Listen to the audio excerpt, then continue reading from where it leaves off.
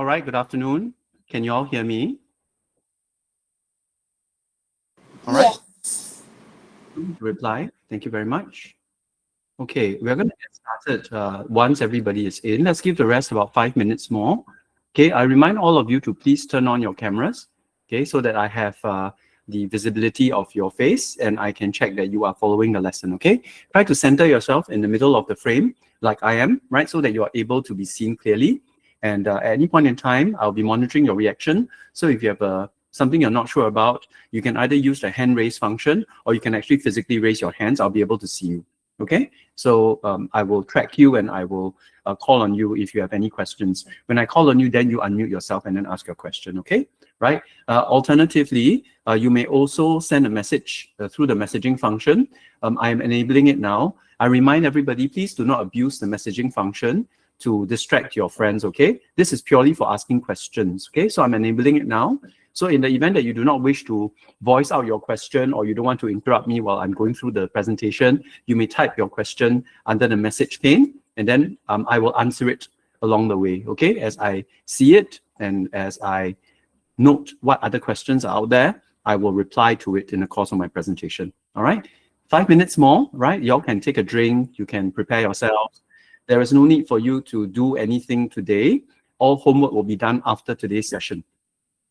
I estimate that today's duration will be about 40 minutes, okay? So no worries if you're able to stay all the way, then that's fine. If not, you may excuse yourself as and when required to be gone so that you can attend any other session, okay? So no need to inform me. As long as you are able to attend as long as you can, then the moment you need to go, please step away quietly so that you do not disturb the rest who are focusing on the lesson. Remember that everything that you are going through today will be recorded and you can always return to the recording to catch the bits that you miss at the end, all right? In the event that you leave earlier, okay? So don't worry, right? Everything in terms of the PowerPoint slides, everything in terms of what Mr. Pang explains will be captured either in the video or PowerPoint slides, okay? And that will be recorded and sent to you latest by tomorrow, okay? After I edit the video and tidy up the slides, I will send a copy through our usual channel on WhatsApp, right? The announcement page. And I will also post it in the SLS assignment, right? In the event that your parents are not with you, you can still access the PowerPoint slides and the video through SLS, okay? So I say again, I will be posting all resources for today's lesson through WhatsApp on the announcement page, as well as on SLS, so that you are able to access it and review it over the weekend, right? All resources will appear by tomorrow afternoon, okay, latest, if not tonight, right?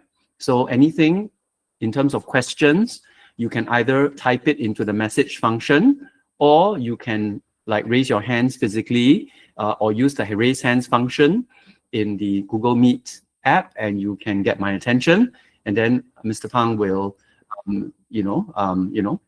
address your questions, right? Like what I just did, right? The raise hand function, okay, will flag to me that you have a question that you need to ask me, okay? The last time around when you all participated, I was tracking you, right? So this time I will expect those of you who did not have a chance to answer in the last session to answer, okay? While we're waiting for the rest, okay, just to let you know, I have been tracking your attendance from the last time, as well as your participation rates, okay? Let's see, I'll just let you all know. The last time, Reagan, Kayla, Zihan, Chloe, Anand, Arthur, Dylan, Jasper, Nichelle, Singmeng, Tinker, Ruel, and Yuxian participated in the discussions either by raising a question or by answering what I had addressed to them. So today, I would like the rest of you whose names have not been called to try to participate so that I can track your attendance as well as your participation, okay? So make an effort to raise your hands and participate whenever I am asking a question, or if you have a question, that also counts as participation. So feel free to ask a question, right? And then I will also take that as part of your participation and focus during the lesson, okay? All right, it's 3:03, 2 more minutes, okay? Please make yourselves comfortable. There will not be any notes to be taken today. You only need to listen attentively and participate. and be recorded. And then after the session, I will point you to an SLS assignment that I would like you to complete. Okay. You're early, so I'm going to give you a bit of tidbit. I'll be on course next week on Monday and Tuesday. Okay, so I will not be around on Monday and Tuesday for the English lessons. I will, however, be assigning you some work on SLS to complete. Okay, so I will try to make sure that you are able to go to the lab to do the lessons on Monday and Tuesday. Okay, so that's something to look forward to. Even though I won't be around, I will record myself and I will appear in SLS, right, to guide you along the way for the assignments on Monday and Tuesday. Then I'll be back with you on Wednesday after my course is over. Okay, right? So I hope that you all will be attentive today. We are continuing on our series. The first session was on climax, right? So today I'm going to help you to build a good introduction. And in many ways, an introduction is very, very, very much more important, right, than any other part of the story, because it's the first place that your reader encounters you. Okay, so it's very important. It's like first impression. Okay, you all know what they say about first impressions, right? First impressions count. Okay.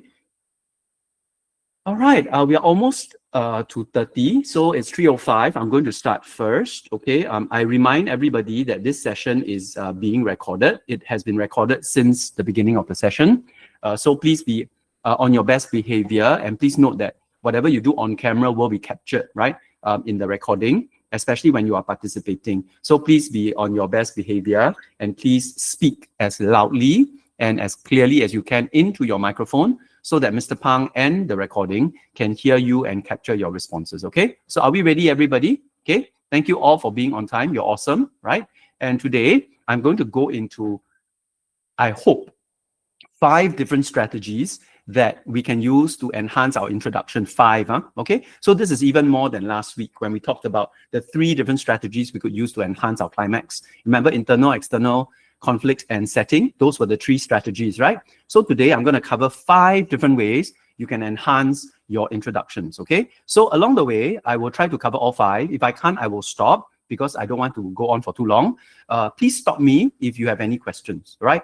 And I want you all to try to remember all these strategies so that you can put it together in one composition when you write it, okay? So today, right, in order to help us to apply these strategies, I'm going to use the theme of a long wait, okay? A long wait was the PSLE composition topic for the year 2023, okay? 2023, so that's 2 years ago, right? So is it, yes, this topic, it was very difficult. Many people struggled with it. So I will use it as an example of how I can use these 5 strategies to make even a difficult topic like a long wait, something that is a lot more easy for you to write and develop, okay? So without further ado, let's go, right? So it is very important for you all to understand that an introduction is literally one of the most important things that you can write, okay? It ranks together with climax as the most important thing, right? I would say that both of them are on the same position. Why? Because remember I said it gives you a good first impression. Secondly, it engages your reader. And then thirdly, it tells the reader or the teacher that you're writing according to the theme that's been given to you, okay? And that is super important, right? Because if we write out of theme and we write out of point, then everything we write doesn't count, okay? And that's a big, big waste of time and effort. And remember, time is the best and biggest and most important resource, okay? So we don't want to waste our time and effort, okay? So that's kind of the reason why. Okay, so the first tool I'd like to introduce to all of you, which I'm sure you all know, is a hook, okay? A hook, right? A hook, right? Like what you use in fishing is used to capture the attention of your reader. So imagine that instead of a fish, I'm trying to hook the attention of the reader, okay? And below that explanation are 3 possible hooks that you can use. 3 possible hooks that you can use. Now, my first question is coming, right? So please get ready. Can anybody tell me what intrigue means? Or can you think of a different word that can replace the word intrigue? That's the first point, right? The exclamation mark. Okay. Again, I remind you that I will be tracking your participation. So please participate, you know, actively lah, so that I can track that you are participating in the course of today. So, okay, let's see. I have 2 hands raised. I believe it's Arthur and Sinker, right? Okay. So maybe I'll get Arthur to tell me first. Arthur? Intrigue is like you're really into the subject. No, and intrigue is not that you are into the subject. That's not what the word intrigue means, right? Intrigue, I-N-T-R-I-G-U-E, right, can be replaced by another word, right? Would anybody else like to try? It doesn't mean that you're really into it. Okay. Nichelle? No, Nichelle's just coming in, sorry. Kayla, go ahead. It means interesting. Interesting? No, it doesn't mean interesting at all, right? Intrigue has something to do with raising a question, right? Can you all see down there? It says raise a compelling question. So what does intrigue actually mean? When you raise a question, a compelling question, what does that mean? I'm picking on this because it's not an easy concept to remember or to understand. Besides Kayla, is there anybody else who would like to try? I'd like to give someone else a chance, okay? Can you all please try to actively engage and raise your hands to participate? It's okay if you get it wrong, right? But at least you've given it a try, right? Jaden Ong, please go ahead. Surprised. Surprise. That's much closer to what I mean by intrigue. Good. We are getting closer. Good. Thank you, Jaden. Not quite, but it's getting there. It's getting closer. Intrigue has something to do with surprise. Yes. Very good. But not quite. Not quite. Okay. Tinker, go ahead. Teacher, I think it's something about exciting. Okay, it's not really exciting or interesting, even though it is going to be exciting or interesting when you have intrigue. Intrigue itself is not the excitement or the interest that's generated. It's something else, okay? Maybe one more and then I will tell you all the answer because time is running, okay? So I don't want to spend too much time on one question. Anybody else would like to try for what you think intrigue is? Just raise your hands and participate. Okay, if not, then maybe I'll just get Kayla to respond one more time. Make the reader curious. Okay, has something to do with curiosity. All right, not quite. Similar to what Jaden mentioned about a surprise. Okay, curiosity, a surprise. Not quite. Okay, but intrigue is when you create a mystery. Do y'all know what a mystery is? Do y'all know what a mystery is? Right? Have you all read mysteries before? Right? In a mystery, right? Usually it involves a kind of crime, right? And then you want to figure out who did the murder or who committed the crime, right? And you need to solve it because there is something that is unknown, right? It is a mystery. So when you create intrigue in your introduction, what you're trying to do is you're trying to create a mystery, right? You want your readers to wonder, what's going on here? I want to find out. And the only way I can find out is to read and finish the story. Got it? So I hook my reader by putting a mystery in front of them. That is like the bait, right? The bait on the end of the hook. And then when I bite onto that bait and I try to figure out what this story is all about, then I will get hooked and I will sustain my interest as I read this story, okay? So intrigue is a very powerful way to hook and to grab the attention of your readers. Dialogue is another, right? I'm sure you all use dialogue, right? To start the story. I think that's a very commonly used tool and it's very powerful. Just because it's commonly used doesn't mean it's no good. It can be common and it can be very powerful. So continue to use dialogue, right? So like, for example, if you want to start in the middle of a story, you want your readers to read about someone fighting or someone arguing, then the dialogue can be the argument, right? It can be the sharp words that are exchanged between your two characters in order to draw the readers in to this particular argument, right? And get them interested in what this argument is about. Okay, and finally, of course, there's action, which is you can start with a punch. You can start with, a broken nose. You can start with someone falling down a flight of stairs, right? And that action, that very dramatic action, can draw your readers in to the story rather than a very boring, it was a bright and sunny day, right? Which is like super boring and which is like telling you nothing about the story, okay? Versus if you could use an action, if you could use some dialogue, if you could bring in some mystery, that could certainly add to the interest level of your composition. So far, so good, everybody. Do you understand what a hook is? Okay, a hook is the first line that you write in your introduction that contains either a mystery or a dialogue or an action. Okay, And when you do that, what happens is it causes your readers to get very interested to get on with the rest of the story, okay? So the first line of your story is very important. It must be a hook. And I want you to be very conscious not to waste the first line effect, because the first line is the first point of contact and you want it to be as hook as possible. Try to remember this word hook, okay? So the first strategy is the first line. Make the first line a hook, right? Any questions? Anybody? No? Are you already using one of these strategies? Okay, so my next question is this. Can you use more than one hook in the first line? Okay, who says that you can use 2 or even more hooks? Raise your hand, please. Okay, all right.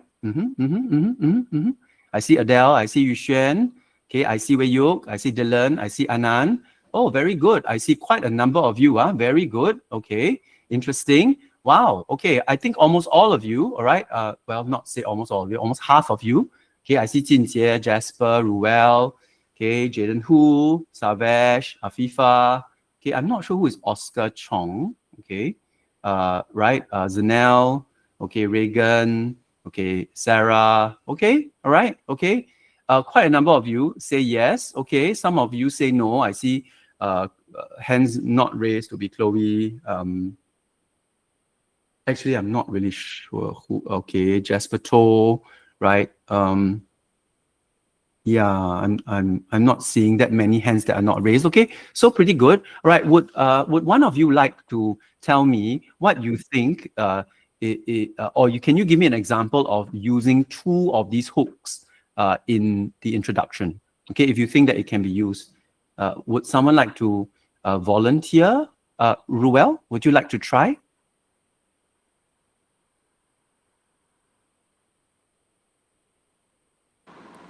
Maybe when you talk to someone using a dialogue at the start. That's one, right? How would you combine it with something else?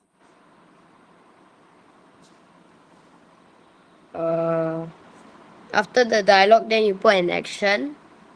Okay, right? Maybe the dialogue leads to an action, right? Maybe saying something leads to that person doing something to you, perhaps. Okay, so one thing leads to another. Have you heard of the term one thing leads to another? Yeah, you all know this expression, right?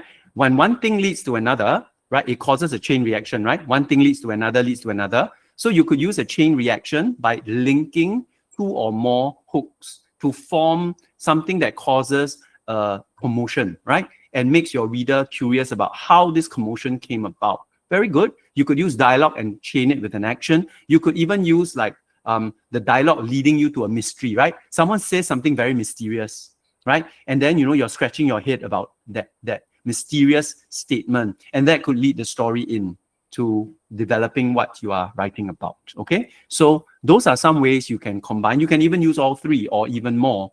There are many different kinds of hooks, but I'm just talking about 3 today. Okay, so good. I think you all kind of understand it. Let's move on to the next one. Okay, next one. Okay, so let's take a look at this. All right.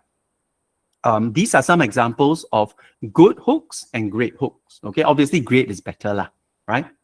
Now, can anyone explain to me why the second one is better than the first one? Meaning, why is the great better than good? Anybody? Just look at any one of these examples and tell me why you think great is better than good. What makes it better? Let's have Zanel. It has more information. Okay, good. Yeah, straightforward, to the point. I like it. It has a lot more information. That's quite clear. Very good. What about Jaden Hu? Jaden, why do you think it's good or better? It has more phrases. It has more phrases. Okay, it's more descriptive. I think that's what you're trying to say, right? It describes more. It's more informative. It's more descriptive. Very good. Yuxuan, what about you? Has a figurative language. Oh, figurative language. I like that. Can you tell me which was the figurative language you spotted? Stretching into an eternity as I anticipated the news. Okay, each second stretching into an eternity. Okay, very good. Does a second really stretch into eternity? No, right? It's impossible, right? Yeah. So when something is impossible, right, but you're exaggerating, right, that's figurative language. Okay, a second is only a second, lah. But in this case, right, it felt very long. The person was in this state where he felt like every second was very, very long. So that's figurative language. Very good. So it's informative, it's descriptive, and it's figurative. Very good. You spotted 3 of the main ones. Reagan, what about you? Do you have something to add?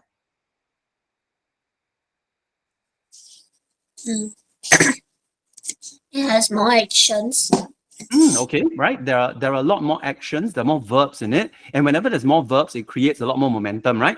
When you have a lot of actions, you feel like the movie is going faster, right? Like when you all watch a movie, the action sequences always fly by, right? They always move very fast. Okay, good.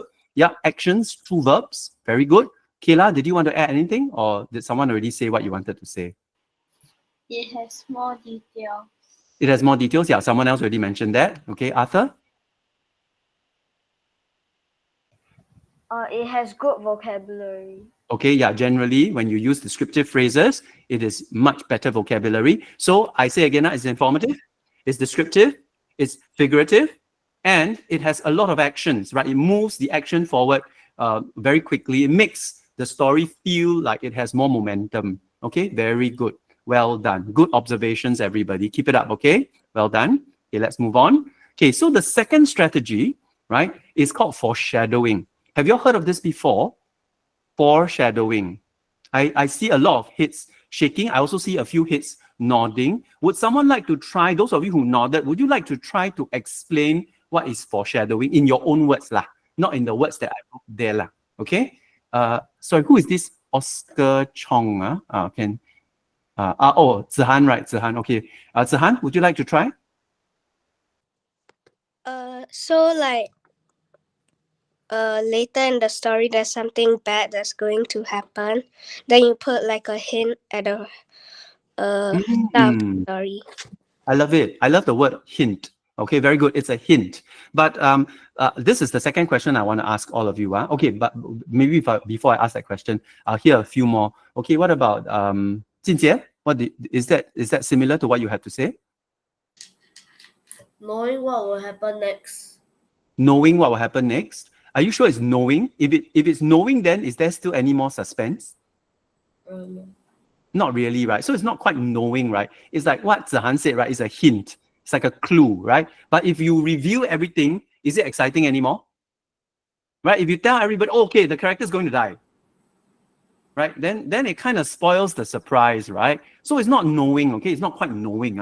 It's kind of like hinting, right? Giving you a taste of what could possibly happen. Adele, yes? Is it like a cliffhanger? No. Okay, so but I can see where you're connecting that to. Everybody, do you all know what a cliffhanger is? Yes? Okay. Where does a cliffhanger always happen? Anyone? Okay, Lucas? At the end. At the end of a story. Okay, so a cliffhanger is the same as foreshadowing, but at the end. Got it, Adele? So you've actually brought us right to the end when we are doing conclusion next time. But it's that version, okay? It's the version of foreshadowing, but it's at the end. Okay, it leaves the readers guessing what's going to happen next because it is not covered in the conclusion, right? It's kind of like watch the next episode, right? Stay tuned for next episode next week. That's a cliffhanger, but not foreshadowing. Foreshadowing is not the same as cliffhanger, but they are related. Okay, so Adele, you're not quite wrong. Okay, you brought in something related. Okay, but that's at the end. This is at the beginning. Okay, anybody else has a different definition of a cliffhanger? I'm sorry, not cliffhanger. A foreshadowing. Renelle?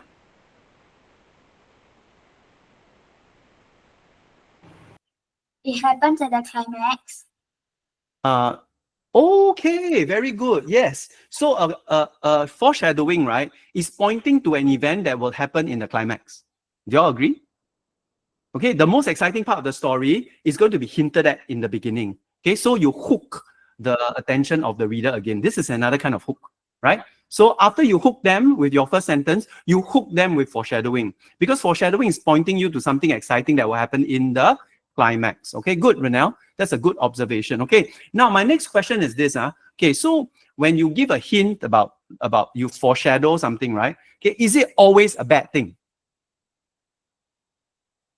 Right? Because shadow always like dark, right? Very negative, right? Is it always a bad thing, or can you foreshadow a good thing? Can a shadow be a good shadow or a bad shadow? Okay, I see some of you nodding your head, some of you putting your thumbs up, some of you saying yes. Who says no?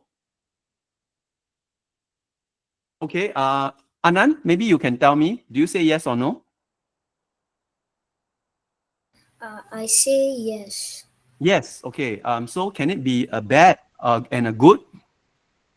I think so. Can you give me an example of a good thing that might happen?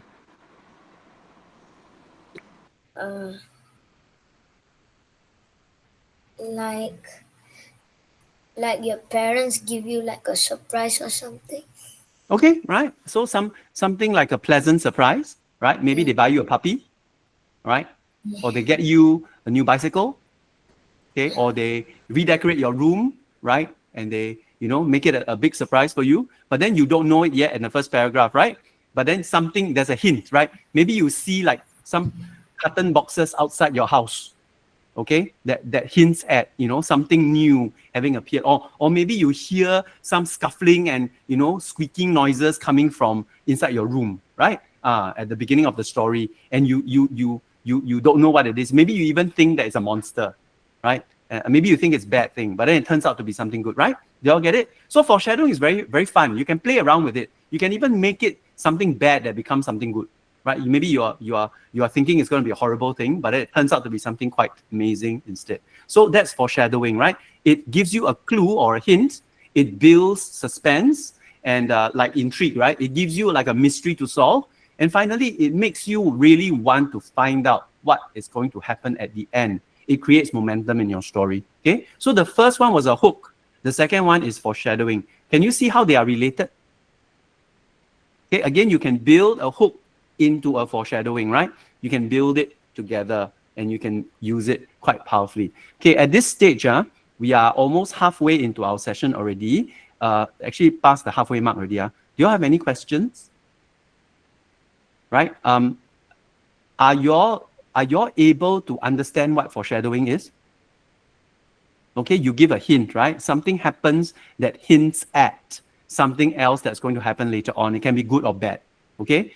Though foreshadowing is a shadow, it actually can also be a good thing, as well as a bad thing, of course. Okay, so that's foreshadowing. So let's look at good to great again. Okay. Okay. So these are some ways that you can foreshadow events in the theme of a long wait. Okay. So for example, you can talk about a previous incident that was related to the wait. You can share what the character is feeling, hoping, worrying about as that character is waiting, okay? And you can even introduce a symbolic object. Remember I talked about the carton box, right? An object that foreshadows what is going to appear later in the story, okay? So a cardboard box could foreshadow a new bicycle, right? A bag of pet food could foreshadow a new pet being introduced into the family, right?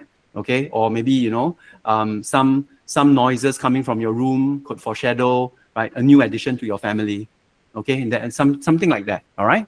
So past events, characters, thoughts, and symbolic objects can all be infused to create a foreshadowing effect in your story. Okay, but it's important that you remember to build it in. Okay, so if you intentionally use it, then your story becomes a lot more interesting in the first paragraph alone. Okay, so remember a hook, right? It can be intrigue, it can be dialogue, it can be action, followed by some kind of object or character's thoughts that cue you in to what's going to happen later in your story. Okay, everybody good so far? We are building it layer by layer, right? Our story gets more and more interesting and complex as we build it, okay? Next.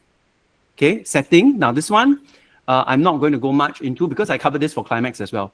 Can you all remember setting? Remember I told you all that the weather must fit the theme, right? If I'm writing about a scary story, then I will fit the weather to the story, right? If I'm writing about something really happy, then I will use weather that can represent that kind of happy experience, okay? Yes, Ruel, did you raise your hand? I accidentally. Hmm? Okay, you didn't raise your hand. I remind all of you, please not to play around too much with the reactions button because it's very distracting. Okay, that was Ruel and that was Kayla just now, right? And it also gets recorded and tracked in the video. So if the video is going to be recording all these reactions, it's not going to be very easy for people who are watching it later to focus. So try to refrain from reactions unless really necessary. Okay, I'm not going to say that it's not allowed. I'm just telling you to please be considerate for the recording, okay? Right, let's move on. Right, so setting as a theme, you all get the idea, okay? So if I'm talking about a long wait, right, where I choose for this story to take place will really set the scene, right? Right, can you imagine like an abandoned clock tower where time has literally stood still, right? So when the clock stopped ticking, right, or a grandfather clock in a living room that has stopped working, right? Have you heard all these limericks about the grandfather clock, right? Have you heard the limerick about the grandfather clock? No? Okay, never mind, right? Yeah, it could be a waiting room, right? So if you're waiting for somebody or you're waiting for something with a long wait, what better place to wait than a waiting room, right? Okay, where can you find a waiting room, for example? Where do you find waiting rooms? Kayla? Yep, go ahead. Like a hospital. Hospital? Or some Okay, other good. source. Yeah, a hospital, good. Yep. Arthur?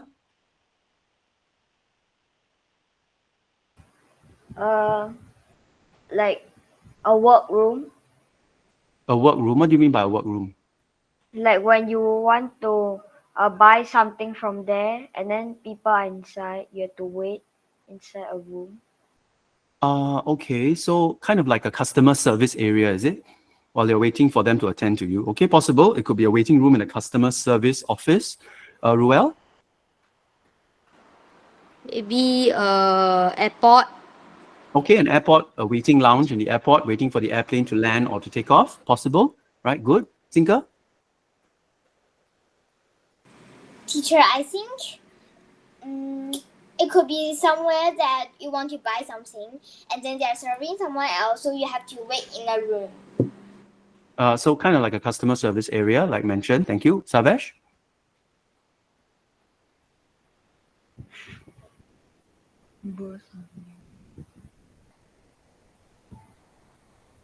Savesh? Mute yourself, please, Arthur.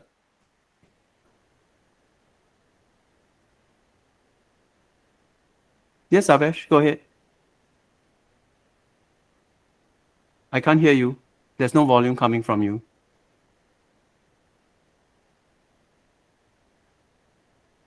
There's no volume. Everybody, y'all cannot hear Savesh, right? It's not just Mr. Pang, right? Yeah. Okay. Savesh, I think there's something wrong with your microphone. Okay, I think you're going to have to fix it. Adele?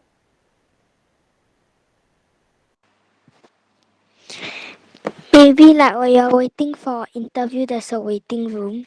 Okay, very good. Yeah, when you're waiting to be interviewed, that's a waiting room. Good. Renelle? A restaurant. A restaurant, right? Maybe waiting to get into the restaurant, right? There could be a waiting area. Now, y'all can imagine that these areas, these spaces for waiting, right, all have certain emotions attached to them, right? Okay, if you're waiting for an interview, you'll probably be very nervous, right? If you're waiting for a restaurant, you're probably very impatient, right? If you're waiting for your customer service to get to you, you're probably feeling frustrated because of the long queue. Okay, so there's always this emotion attached to the setting. Okay, so always try to choose a setting that is suitable for the theme of your story. Everybody clear what I'm trying to say? We covered this in climax, right? So I'm covering it again now because setting is very important. Okay, in the introduction, painting a suitable setting will help to set the tone for your story. Okay, so don't forget to choose a very good setting, very intentionally, because it's very powerful. Okay, so when you link the introduction to the theme, right? I mentioned this before. It becomes very powerful. All right. So I'm not going to talk about this. Okay, next, inserting colorful adjectives and adverbs, right? Painting with words, okay? Do y'all know what are adjectives and adverbs? Can y'all remember? Okay, quickly, can someone tell me what is an adjective and an adverb? One person can answer this. Fastest fingers first, quickly. Okay, Zanel, yep. Adjective is what you use to describe a noun. Good, and an adverb? is in I the don't name, really right? know. An adverb is in the name of the word. Adverb. So what does an adverb describe?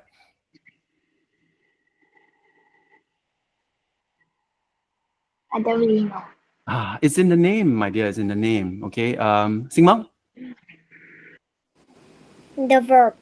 Right. An adverb describes a verb. Can you give us an example of an adverb, Singmang?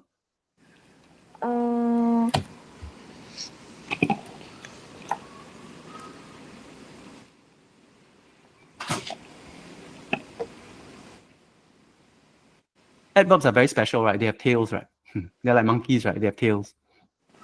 You all remember that? I taught you that, right? Okay, adverbs have tails. They're like monkeys. Singmang, can you remember what is an adverb? Always ends with a tail, right?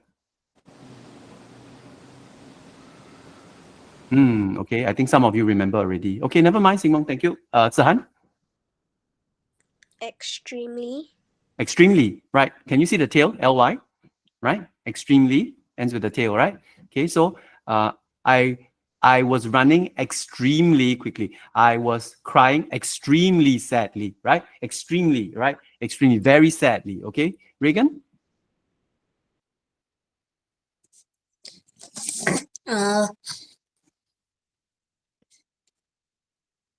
Happily. Happily, right? Okay, so you can see the ly tail, huh? Okay, right, let's move on, okay? Because I don't want to spend too much time on what you all should already know. So remember that adverbs are words that describe verbs, and adjectives are words that describe nouns, right? So anytime you use a noun, use a series of adjectives, okay? And did we just learn noun phrases today? Did we just learn about how we can add information to a noun by adding a noun phrase to it, right? John, comma, who is my brother, comma, remember the A positive noun phrase? That is another way you can add information to a noun, right? So anytime you see a noun, add information to it using adjectives or noun phrases. Anytime you see a verb, add information to it using adverbs or adverbial phrases, right? I was running as quickly as I could. Adverbial phrase also, that's a simile, right? Okay, as quickly as a gazelle. Those are also adverbial phrases that describe the verbs, okay? Right, so please use more of this in your introduction, because when you do that, it gives you a lot more detail. It makes your place more vivid. It makes your person more vivid. So vivid people, vivid faces, very powerful in the introduction, okay? You want people to get very, very dazzled, okay? Next, figurative language, idioms and metaphors, okay? Do you all remember this? Okay, just now Zihan gave us give us one example of it, right? Okay, when he picked the figurative language out, okay? So it adds lots of layers of meanings. It gives a lot of color and impact to your story. Figurative language, okay? Figurative language is, idioms and metaphors are very important, okay? So these are some metaphors and figurative languages that relate to a long wait, which is the theme that, you know, I wanted to link us to, right? Okay, time stood still. In this case, time is like a person who's not walking but standing still. Okay, a watch pot never boils. Have you heard of this before? A watch pot never boils. Okay, do you all know what it means? Renelle, you nodded your head, right? What does a watch pot never boils means? I think it's something like if you watch a pot, you'll never boil. That's literally what it says, right? Okay, but what does it mean when you say a watch pot never boils? What does it mean? If you watch a pot, right, then you will never come to a boil. What does that mean? Cinca? That means you wait for a long time. Teacher, I think it's because when someone look at you, you won't misbehave. Not quite. Okay. A watch pot never boils. Oh, okay. One more. Ruel? It's like when we wait for something, that thing never arrives. Like we are waiting for a car and then it never arrives. Yeah, right. It's that feeling like when you're waiting for something, it feels like it will never arrive, right?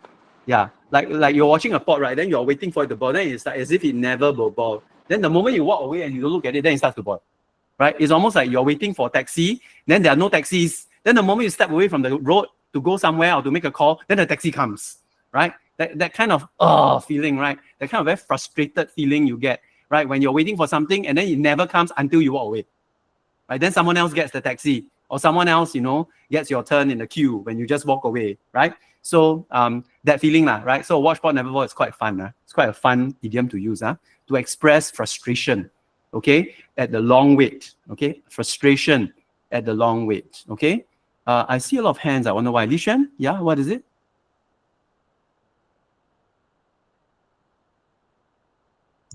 I wanted to answer the question. Which question? A watch pot never boils? Okay, then never mind. It's okay. You can put down your hand already. So we already answered that question. Then waiting for paint to dry. This one should be quite straightforward, right? Okay. Okay. Let's have Tinker. It's like waiting for a long time. Paint dry very slowly, so it's like waiting for a very long time. Yeah, that's one aspect of it, but that's not the full aspect of it, right? Waiting for a long time is one aspect of waiting for paint to dry, but there's something else that's more important than the long wait that, you know, that is expressed in this expression. Okay, Kayla? I got a question for the second one. Mm-hmm. How do you use a watch pot never boils? Okay, so you might want to say that, you know, Alan was waiting for his parcel from Amazon to arrive, right? But day after day after day, it never did.